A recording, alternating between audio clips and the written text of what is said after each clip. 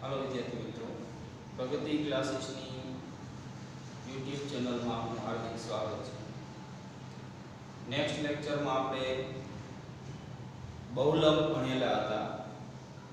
આજે આપણે મધ્યસ્થ ભણશું। તો ધોરણ 10 ની અંદર મધ્યસ્થ એટલે આપણે આમ તો ધોરણ 10 ની અંદર જે કાંઈ માહિતી છે વધારે પડતી વર્ગીકૃત માહિતી જ આપેલી છે અને જે આપણે ધોરણ 9 માં ભણેલા હતા એ અવર્ગીકૃત માહિતી હતી, પરંતુ ધોરણ 10 ની અંદર આપણે ભણવાની એ વર્ગીકૃત માહિતી છે। તો વર્ગીકૃત માહિતી જે છે એ વર્ગીકૃત માહિતીના દાખલાઓ એનું સૂત્ર એ આપણે અહીંયા ભણીશું। તો જોઈએ મધ્યસ્થ એટલે આપણે જેને m થી ઓળખીએ છીએ અને મધ્યસ્થનું સૂત્ર m બરાબર l પ્લસ કૌંસમાં n/2 minus cf upon f ગુણ્યા h। હવે સૂત્રની અંદર જે કંઈ પદ આવ્યા છે દરેક પદને આપણે ઓળખવાના, કારણ કે દરેક પદ ઓળખશું નહીં તો આપણને દાખલાની અંદર એ કેમ મેળવવા એ ખ્યાલ નહીં આવે। એટલા માટે આપણે સૌથી પહેલા એ બધાય પદને શું કહેવાય એ ઓળખીએ। તો આપણે જોતા જઈએ તો મધ્યસ્થ m એટલે મધ્યસ્થ, l એટલે શું તો કે મધ્યસ્થ વર્ગની અધઃસીમા, l એટલે મધ્યસ્થ વર્ગની અધઃસીમા, n એટલે અવલોકનોની કુલ સંખ્યા, n પછી cf એટલે મધ્યસ્થ વર્ગના આગળના વર્ગની સંચય આવૃત્તિ। એ જ રીતે આપણે જોઈએ તો f એટલે મધ્યસ્થ વર્ગની આવૃત્તિ, h એટલે વર્ગ લંબાઈ। તો આ દરેક પદને શું કહેવાય એ આપણે જોઈ ગયા। હવે આ જોયું, પરંતુ આપણને ખ્યાલ ન આવ્યો કે દાખલાની અંદર આ મધ્યસ્થ વર્ગની અધઃસીમા કેમ લેવી, અવલોકનોની કુલ સંખ્યા કેવી રીતની લેવી, મધ્યસ્થ વર્ગના આગળના વર્ગની સંચય આવૃત્તિ કેમ લેવી, મધ્યસ્થ વર્ગની આવૃત્તિ કેવી રીતની શોધવી, વર્ગ લંબાઈ તો આપણને ખ્યાલ છે। તો હવે આપણે દાખલાની રકમ જોઈએ અને એની અંદર આ દરેક પદને કેમ મેળવવા એ જોઈએ।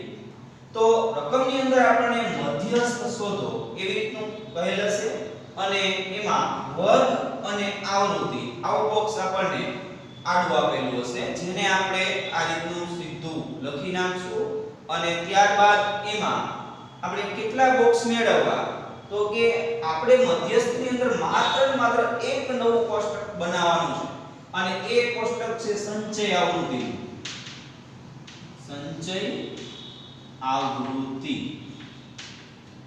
આ સંચય આવૃત્તિ જે છે એને આપણે cf થી ઓળખીએ છીએ। તો સંચય આવૃત્તિ કેમ મેળવવી તો કે સંચય આવૃત્તિ મેળવવા માટે સૌથી પહેલા આવૃત્તિમાં ને પહેલા બોક્સમાં જે કંઈ સંખ્યા હોય એ સંચય આવૃત્તિમાં લખી નાખવાની, ત્યારબાદ ક્રોસ સરવાળો કરતો જવાનો, ક્રોસમાં 2 + 3 એટલે 5, 5 + 8 તો 8 ને 5 13 + 6 એટલે 19, 19 + 6 એટલે કે 25, 25 + 3 એટલે 28, 28 + 2 એટલે કે 30। આ રીતે આપણે સંચય આવૃત્તિનું બોક્સ બનાવવાનું છે।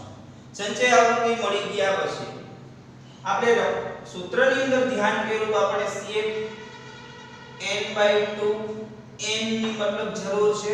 n એટલે આપણે જોઈ ગયા હતા કે અવલોકનોની કુલ સંખ્યા એટલે કે આવૃત્તિની કુલ સંખ્યા। તો આવૃત્તિ જે આપણને આપેલી છે એની આપણે સરવાળો મેળવશું, 2 ને 3 5, 5 ને 8 13, 13 ને 6 19, 19 ને 6 25, 25 ને 3 28, 28 ને 2 30।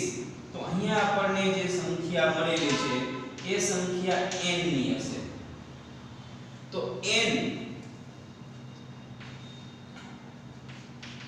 બરાબર 30। હવે જે આપણને અહીંયા આવૃત્તિનો ટોટલ મળ્યો હશે અને સંચય આવૃત્તિમાં જે છેલ્લા બોક્સની અંદર જે કાંઈ સંખ્યા છે બંને સરખી હશે। જો સરખી મળે તો આપણે જે કે ટોટલ કર્યો છે સંચય આવૃત્તિનો એમાં ક્યાંય ભૂલ નથી. જો આમાં ક્યાંય ભૂલ હોય તો આ બંને સંખ્યાનો સરવાળો બરાબર થશે નહીં. એટલા માટે આપણે આ ખાસ જોશું. હવે આ બોક્સ આપણું બની ગયું છે. બોક્સ બન્યા પછી આપણે સૌથી પહેલું કામ જે આપણને n મળ્યો હોય એમાંથી n ભાગ્યા 2 મેળવવાનું છે. તો સૌથી પહેલું કામ આપણે કરશું n ભાગ્યા 2. n એટલે આપણને મળ્યા છે 30, 30 ભાગ્યા 2 એટલે આપણને મળશે 15. આજે આપણને ટોટલ n ભાગ્યા 2 નો જવાબ મળેલ છે. એમના ઉપરથી આપણે બાકીનું બધી જ સંખ્યાઓ મળશે. સૌથી પહેલું કામ આપણે n ઉપરથી n ભાગ્યા 2 મેળવવાનું છે. n ભાગ્યા 2 મળી ગયા પછી જ આપણને દરેકે દરેક પદ મળશે. દરેક પદ મેળવવા માટે આપણે સૂત્રની અંદર ધ્યાન કરશું. તો સૌથી પહેલા અહીંયા સૂત્ર લખી નાખીએ. m બરાબર l પ્લસ કૌંસમાં n/2 minus cf upon f ગુણ્યા h. હવે આપણે n/2 મેળવ્યો. cf તો સંચય આવૃત્તિ મેળવવી છે. સંચય આવૃત્તિ મેળવવા માટે સૌથી પહેલા તો આપણે n/2 જે મેળવ્યો છે એના ઉપરથી મધ્યસ્થ વર્ગ મેળવવો પડશે કે મધ્યસ્થ વર્ગ કયો છે. તો આપણે n/2 ઉપરથી કેવી રીતનું મેળવવાનું? તો કે n/2 નો જે જવાબ આપણને મળ્યો છે એ સંચય આવૃત્તિમાં જોતો જવાનો. 15 તો 15 છે આમાં 15 સંખ્યા છે નહીં. 15 સંખ્યા નથી પણ 15 પછીની તર્ક મોટી સંખ્યા. તો 15 પછીની તર્ક મોટી સંખ્યા આપણને 19 મળી. બાકીની મોટી તો ઘણી છે પણ એમાંથી આપણે જે લેવાની છે એ તર્ક મોટી સંખ્યા. તર્ક મોટી સંખ્યા જે કાંઈ હોય એના ઉપર આપણે આ રીતનું બોક્સ બનાવી લેવાનું. એટલે બોક્સ બનાવશું એટલે એના ઉપરથી આપણને બાકીની દરેક કિંમતો મળશે. તો આની અંદરથી હવે આપણને L મળશે. બરાબર? તો L જે છે એ મેળવવા માટે પહેલા તો અહીં આપણે લખશું કે અહીં મધ્યસ્થ વર્ગ આપણે મધ્યસ્થ વર્ગ કયો મળેલ છે 55 થી 60.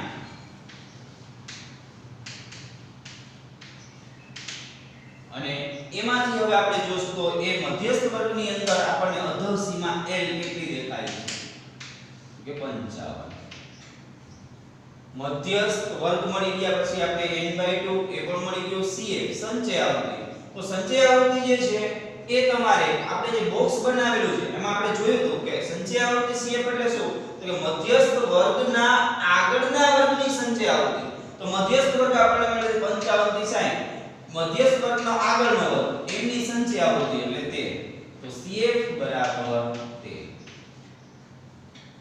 ત્યારબાદ f ની કિંમત જોઈએ. તો f એટલે શું? તો આપણે સમજ્યા f એટલે મધ્યસ્થ વર્ગની આવૃત્તિ. તો મધ્યસ્થ વર્ગ આપણો જે છે એ 55 થી 60 છે. એમાં આવૃત્તિ આપી છે 6. બીજું h ની કિંમત જોઈએ છે. તો h એટલે વર્ગ લંબાઈ. વર્ગ લંબાઈ આની અંદર જોશું 40 થી 45, 45 થી 50, 50 થી 55. આપણે જોયું તો આપણને 5 નો વર્ગ લંબાઈ દેખાય છે. તો આપણે લખશું h બરાબર 5. દરેક કિંમતો મળી ગઈ. એ દરેક કિંમતો આપણે સૂત્રની અંદર લખી અને સાદુરૂપ આપવાનું છે. તો બરાબર નીચે બરાબર L એટલે આપણને મળ્યા છે 55 લખશું પ્લસ n/2 નો જવાબ મળ્યો છે 15 માઈનસ cf નો જવાબ આપણને મળેલ છે 13 ભાગાકારમાં f નો જવાબ મળ્યો છે 6 કૌંસ પૂરો ગુણ્યા h એટલે આપણને મળ્યા છે 5. હવે સાદુરૂપ તો પહેલા કૌંસની અંદરનું સાદુરૂપ આપશું. 55 પ્લસ 15 માંથી 13 માઈનસ એટલે મળશે 2 6 ગુણ્યા 5. હવે અહીંયા આટલું જે છે ગુણાકાર ભાગાકારમાં છે. જો છે ઉડતો હોય તો ઉડાડવાનો, ન ઉડતો હોય તો સીધો ઉપરનો ગુણાકાર અને નીચે છે એમ. પરંતુ અહીંયા ઉડતો દેખાય છે 2 3 6. એટલા માટે હવે આપણે ઉપરની સંખ્યાઓ અંશમાં આની છે 55 વત્તા 5/3. આ 5/3 નો આપણે ભાગાકાર કરશું. જે આપણે રફ વર્ગ છે તો રફ પેજની અંદર એ ભાગાકાર કરી લેવાનો. 5/3 એમને આપણે ભાગાકાર કરશું તો 3 ના ઘડિયાથી આગળ વધીએ તો 3 એકા 3 વધે 2 પોઈન્ટ. હવે પોઈન્ટ મૂકીને 0 20 3 ના ઘડિયો 3 6 18 વૈદા 2 એનાથી આગળ જાશું તો 0 3 6 18 આમ નામ આગળ આગળ જતો રહેશે. તો આપણે આવું ક્યાં સુધી જવાનું તો કે પોઈન્ટ પછી 3 સંખ્યા સુધી ફરજિયાત જાઓ. તો 20 આપણે આગળ વધશું તો હવે આપણને 3 6 18 વળી પાછા 2 મળ્યા વળી ઉપરથી 0 3 6 18 આમ આગળ કન્ટિન્યુ ચાલુ રહેશે. તો હવે આપણને 1.667 મળ્યા છે. આપણે પોઈન્ટ પછીની ત્રીજી સંખ્યા જોવાની. જો ત્રીજી સંખ્યા 5 કે 5 કરતા વધારે હોય તો એ સંખ્યા કાઢી અને આગળની સંખ્યા જે હોય એમાં ઉમેરી દેવાનો. એટલે 6 હોય તો 7 કરી નાખવાના. તો હવે આપણે 55 વત્તા 5/3 નો જવાબ મળ્યો છે 1.67. આ બંનેનો સરવાળો કરશો તો 55 + 1.67 એટલે 56.67. આ બંને જવાબ મળ્યો છે મધ્યસ્થ m નો. તો જવાબ મળે એને આપણે બોક્સ બનાવી લેશું. તો આ રીતે આપણે ગણતરી મધ્યસ્થની કરવાની છે. મધ્યસ્થના દાખલાઓ સાવ સિમ્પલ છે. માત્ર એક જ બોક્સ બનાવવાનું છે. બોક્સ બનાવ્યા પછી એના ઉપર આપણે જે બોક્સ બનાવવાનું છે એ n/2 ઉપરથી બનાવવાનું છે. કારણ કે આપણી પાસે અત્યારે મધ્યસ્થ વર્ગ નહોતો. કારણ કે મધ્યસ્થ આપણને શોધવાનો કીધો હતો એટલા માટે. અને ત્યારબાદ પછી બાકીની બધી જ સંખ્યાઓ આપણને મળી જશે. તો એ જ રીતે આપણને 4 માર્કની અંદર મધ્યસ્થનો દાખલો મૂકે તો એ ખૂટતી આવૃત્તિનો હોય છે. તો ખૂટતી આવૃત્તિનો દાખલો આપણે કેમ ગણવો એ જોશું. તો એની રકમ આપણને આ પ્રકારે આપેલી છે મધ્યસ્થ બરાબર 28.5. મધ્યસ્થનો જવાબ આપણે રકમમાં જ આપી દીધેલો હશે. x બરાબર પ્રશ્નાર્થ છે, y બરાબર પ્રશ્નાર્થ છે. એટલે કે આપણે રકમની અંદર x અને y જો ખૂટતી આવૃત્તિમાં x અને y કરેલા છે તો x અને y મેળવવાના. f1 f2 હશે તો આપણે f1 f2 મેળવવાના. મતલબ ખૂટતી આવૃત્તિ જે હોય તે. એમાં જેમ આપણે આ દાખલો ગણ્યો એ જ રીતે આ દાખલાને ગણવાનું છે. તો પહેલું કામ તો આપણે શું કરવાનું કે સંચય આવૃત્તિ મેળવવાની. તો અહીંયા આપણે સંચય આવૃત્તિ મેળવશું.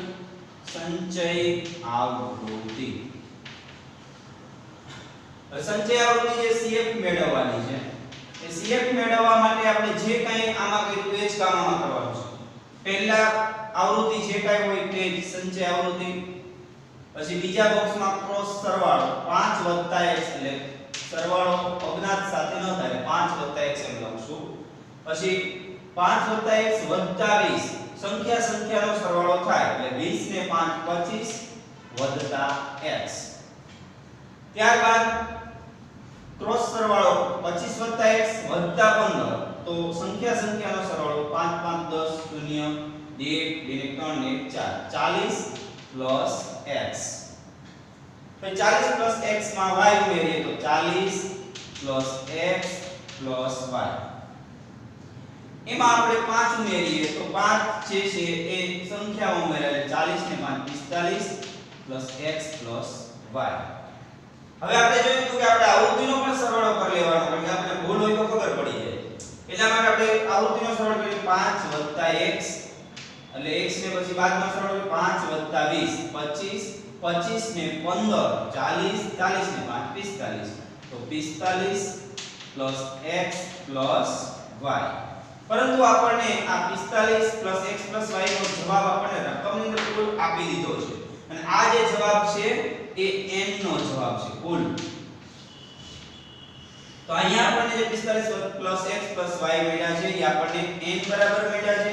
n ની જગ્યાએ કિંમત લખીએ તો 60 બરાબર 45 x y આવું મળશે. હવે આપણે 45 ને બરાબરની સામે લેશું તો 60 માઈનસ 45 બરાબર x y.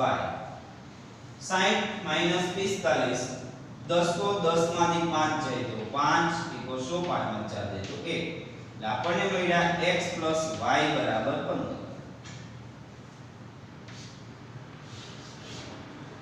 હવે આપણે જે આની અંદર દરેક કિંમતો મેળવી હતી એ રીતે મેળવવી હોય તો આપણે આ દાખલાની અંદર જોયું તો કે n/2 ઉપરથી બધી કિંમતો મળતી હતી, પણ ખૂટતી આવૃત્તિની અંદર એ નિયમ લાગુ નથી પડતો.